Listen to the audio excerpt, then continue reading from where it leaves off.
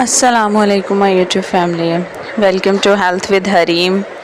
आज की वीडियो में हम बात करेंगे एक माँ के 9 माह के सफ़र की, यानी कि थ्रू आउट 9 मंथ एक मदर किन किन फेजेस से गुज़रती है, क्या क्या उसको प्रॉब्लम्स फेस करना पड़ती हैं और घर पे रहते हुए कौन से ऐसे टिप्स एंड ट्रिक्स हैं जिनको यूज़ करते हुए वो अपने हेल्थ के लिए थोड़ा सा रिलीफ हासिल कर सकती है, यानी कि प्रेगनेंसी की month by month complete guidelines. इससे पहले कि हम आगे बात करें, वीडियो को एंड तक ज़रूर देखिएगा। अगर आप चैनल पे न्यू हैं तो चैनल को सब्सक्राइब ज़रूर कीजिएगा और वीडियो अगर अच्छी लगे तो लाइक और शेयर ज़रूर कीजिएगा। और अगर किसी ने कुछ पूछना हो तो आप कमेंट सेक्शन में पूछ सकते हैं।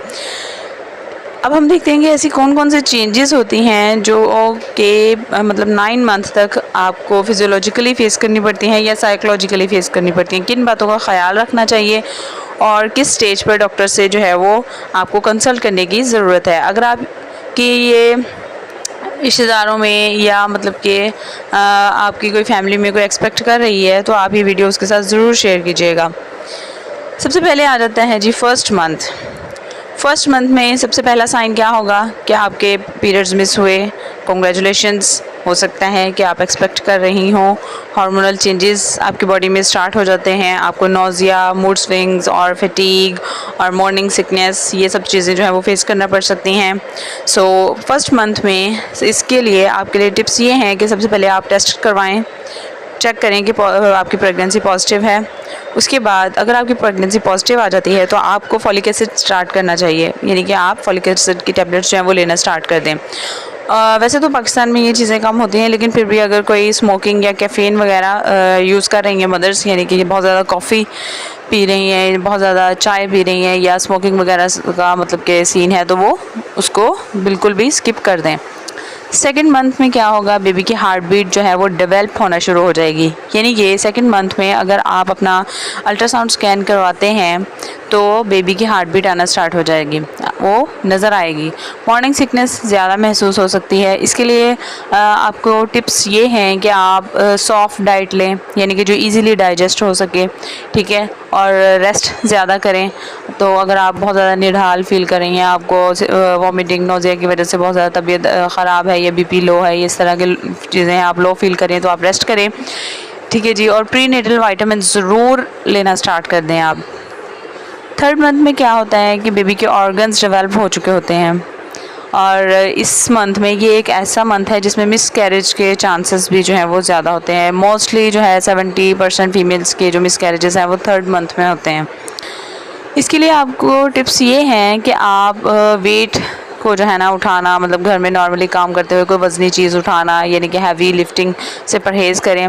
हाइड्रेशन मेंटेन रखें, अपने वाटर की डेफिशिएंसी ना होने दें, अपनी बॉडी को डिहाइड्रेट ना होने दें। तो उससे ये है कि आपकी मतलब कि सेल्स, आपकी बॉडी जो है वो एक्टिवली थोड़ा रिस्पॉन्स करेगी, ठीक है। और डॉक्टर से जो है वो आपका अल्ट्रासाउंड जो है इस मंथ में होना ज़रूरी है।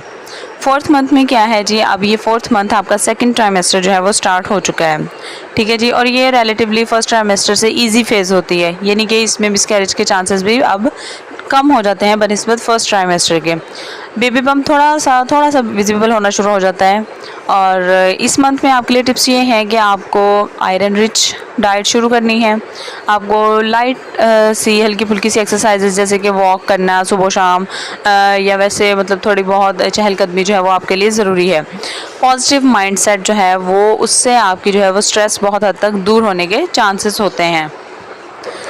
फिफ्थ मंथ, जब आपका फिफ्थ मंथ स्टार्ट होता है तो बेबी की मूवमेंट जो है वो आपको फील होना शुरू हो जाती है, जस्ट लाइक बटरफ्लाई फ्लटर्स। आपकी एनर्जी लेवल जो है वो थोड़ी बेहतर हो जाती है, क्योंकि अब आपकी मॉर्निंग सिकनेस या आपका नोज़िया वगैरह वो बहुत कम या ना होने के बराबर होता है। इस मंथ में आपको कंफर्टेबल क्लॉथ्स पहनने की ज़रूरत है। आपको बैक सपोर्ट चाहिए, जब आप बैठती हैं आप ध्यान से आराम से, ताकि आपको बैक पेन का या बैक एक का प्रॉब्लम ना हो। और इस मंथ में जो है वो आपको कैल्शियम के सप्लीमेंट्स जो हैं वो लेना स्टार्ट करने हैं। 6 month of pregnancy. 6 month of pregnancy में आपको यानी कि जब आप डॉक्टर के पास रेगुलर चेकअप के लिए जाती हैं तो बेबीज़ की जो है वो हार्ट बीट जो है वो स्टेथोस्कोप से आप की डॉक्टर जो है वो फील कर सकती हैं, सुन सकती हैं। लेग्स में स्वेलिंग और क्रैम्प्स जो हैं वो हो सकते हैं 6 मंथ में। इसके लिए आपके लिए टिप्स ये हैं कि आप यानी कि फ़ीट एलिवेट करें, सॉल्ट जो है वो कम करें अपनी डाइट में, यानी कि सॉल्टी चीज़ें या वैसे ये ज़्यादा तेज़ नमक या किसी को चाय में नमक डाल के पीने की आदत होती है तो उसको बिल्कुल स्किप करें। और अपना ब्लड प्रेशर जो है वो अब वीकली जो है वो कम से कम आपको रिकॉर्ड करने की या मॉनिटर करने की ज़रूरत है। नेक्स्ट है जी 7th month of your pregnancy. ये आपका 3rd ट्राइमेस्टर कहलाता है, यानी कि आपके तीसरे ट्राइमेस्टर की शुरुआत हो चुकी है। आपके बेबी की पोजीशन जो है वो हेड डाउन होने लगती है, पेल्विक वो बोन में जो है वो फिक्स होने लगता है, शॉर्टनेस ऑफ ब्रेथ हो सकती है।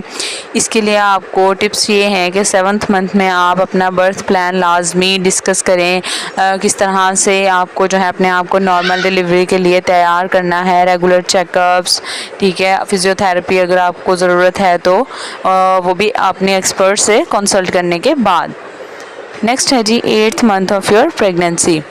इसमें आपको फ्रीक्वेंट यूरिनेशन होती है, आपकी स्लीप जो है स्लीप डिस्टर्ब हो सकती है, बेबी का वेट जो है वो बढ़ता है बहुत तेज़ी से 8th मंथ में। इसके लिए टिप्स आप 8th मंथ में आपके लिए टिप्स ये हैं कि आप लाइट मील्स जो हैं वो फ्रीक्वेंटली ले सकते हैं, यानी कि थोड़ी थोड़ी देर बाद थोड़ा थोड़ा खाना जो है वो आप ले सकते हैं, एकदम से ज़्यादा खाना आपसे नहीं खाया जाएगा। दूसरा ये कि आप अपना जो हॉस्पिटल बैग है वो ज़रूर अपना रेडी करें, किसी भी वक्त आपको जो है वो ज़रूरत पड़ सकती है। पेल्विक फ्लोर एक्सरसाइजेज स्टार्ट कर दें ताकि आप जो है वो नॉर्मल डिलीवरी जो है वो उसके लिए अपनी बॉडी को रेडी कर सकें। 9th मंथ जब आपका स्टार्ट हो जाता है तो आपका बेबी अब फुल टर्म कहलाता है, या मदर को अक्सर डॉक्टर्स अपनी लैंग्वेज में फुल टर्म भी बोलते हैं, जिसका मतलब ये है कि आपकी डिलीवरी वो किसी भी वक्त जो है वो हो सकती है। ठीक है जी। बेली एट इट्स पीक साइज़, आपकी बेली जो है वो जितना उसका साइज़ गेन होना होता है वो हो चुका होता है। अब इस मंथ में आपको जो है वो ध्यान रखने की ज़रूरत है कि आपको लेबर साइंस कभी भी आ सकते हैं, जैसे कि वाटर ब्रेक होना, जिसको लाइकर लीक होना कहते हैं, तो ये भी एक साइन है कि आपकी डिलीवरी होने वाली है। रेगुलर कॉन्ट्रैक्शन स्टार्ट हो जाएं, ये भी आपकी डिलीवरी का साइन है। बेबी ड्रॉपिंग लो, बेबी बहुत ज़्यादा जो है वो ड्रॉप हो जाए तो पेल्विक बोन में, तो ये भी आपका लेबर का एक साइन है।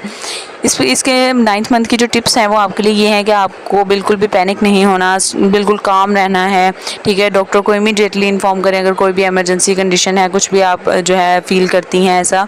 नेचुरल डिलीवरी के लिए जो है वो रिलैक्सेशन और ब्रीदिंग एक्सरसाइज जो है वो बहुत बहुत बहुत इंपॉर्टेंट है, ये लाजमी इस ध्यान रखें और इसको करें, ठीक है जी।